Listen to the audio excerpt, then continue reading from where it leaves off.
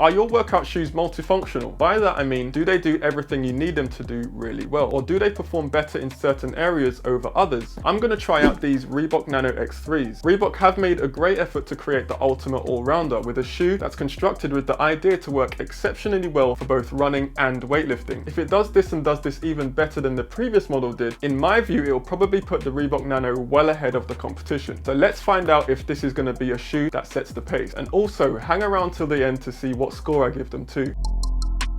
Let's start by looking at what's new with the X3s over the X2s. The main thing that's new with the X3 is what Reebok are calling the lift and run chassis. This is probably the main thing that I was most interested in with this shoe. It's a new midsole technology that makes the heel feel more supportive and solid when you're lifting, but also gives you a softer, more comfortable feeling when you're running and jumping in them. The idea is to eliminate the need for one pair of lifting shoes and one pair of running or cardio shoes. So if you're someone who frequently skips cardio, you now have no excuse with this shoe. I think a gym trainer that works very well for running and for lifting would be a game changer and probably would make the shoe pretty hard to beat. There are other shoes that try to give you a duality of hardness and softness, but it'll be very interesting to see how these work in comparison. Also, let me know what trainers you use for your workouts, whether they work well for running too, because I think this is an area that's often overlooked. Now with the X3, they've not changed an awful lot else with the sole of the shoe. The upper design though has changed. I would say that the Nanos are probably the best looking fitness shoe out there. That's a big statement. When I looked at these the first time out of the box and really took time to look closely at the stitching and the placement of the small motifs, the color contrast and how the sections balance out, I have to admit that these are a very well designed fitness shoe aesthetically. Also, I really like the color combinations available from day one. The main competitor for this shoe I would say is the Nike Metcon 8,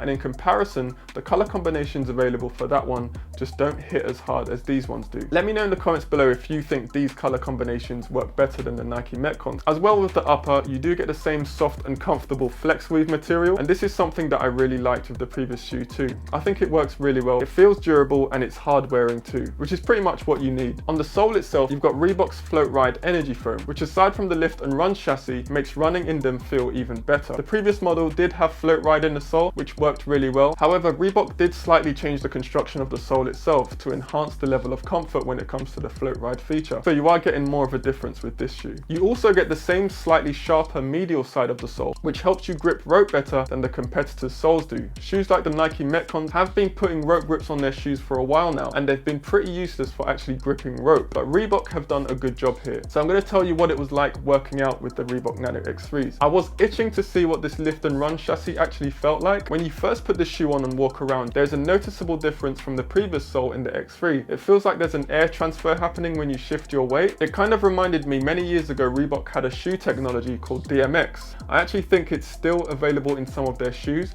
but DMX was a kind of foam in different sections of the sole that when you walked, it cushioned your foot and felt very comfortable. It's like the air was transferring from each part of your foot to the other, and it gave you a really comfortable feeling. But DMX is probably the closest thing I can compare these two comfort-wise. But I digress. The cushioning and comfort simply walking in these shoes was very good. I'm not someone who slams their foot down when I run. I tend to run on the balls of my feet, but you can still feel the effect of the sole. This technology was in the X2, but I can feel it more in this shoe than I could in the previous model. I assume that they have made some changes with the sole. The lift and run chassis was noticeable when I was running in them too. Running in them felt like a pleasant experience from start to finish. I have no complaints there. When it comes to what they were like to deadlift and squat in, the X3s feel very stable. There's no chance of rolling or slipping or anything like that. You might not notice it at first, but the heel does feel a little bit lower than the previous pair did. The heel to toe drop is the same 7mm as the X2s, but these felt a little bit lower. It could be just me. I will say that it does feel like a completely different shoe during squatting and deadlifting moves. I would put that down to this new lift and run chassis that they've been talking so much about. It is very noticeable, and if you do get the chance to try them out, I encourage you to do so. Now when it comes to the Reebok Nano X2 versus the X3, as this is a new shoe, you might be wondering how much of a jump ahead this is from the old model. Are you missing out on much if you just went for the X2? Because I know for a fact now the X3 is out, you're probably going to see the X2 on sale for a big discount. However, for me personally, I feel that the X3 is a significant improvement on the previous, and I would go as far as to say that I would go for the X3 over the X2 even if the X2 was on a slight discount. For me, there's no other reason than the fact that this shoe has provided something significant that I haven't really seen done that well in any other shoe. The X2 is still a really good shoe. I'll link to my review of the X2 in the description if you're interested in it. You're getting a very good fitness shoe whichever one you go for. But for me, the X3 is just that little bit better. If you have the X2 already and you're considering an upgrade, I would suggest to try out the X3 and see if you feel the difference. I would say that I really hope that Reebok do some more things with this lift and run chassis technology. It could be a real game changer. You're literally getting the best of both worlds in one shoe. I really haven't got anything negative to say about this shoe, and it's probably something that's going to make you think that I'm working for Reebok. This is probably the most complete shoe that I've tried in a while. The innovation in this shoe is impressive, and they've not added anything in this newer model that doesn't give you a better experience. I'm going to give the Reebok Nano X3s a 5 out of 5. This is the first time for this channel, and no other shoe has had this score like this before. I feel like this shoe is a real game changer because it just does everything it promises so well. I think this shoe will do really well. What shoes do you work out in, and what do you think of the Reebok Nano X3s? Let me know in the comments below. So with that being said, thank you for watching, and I'll see you on the next one.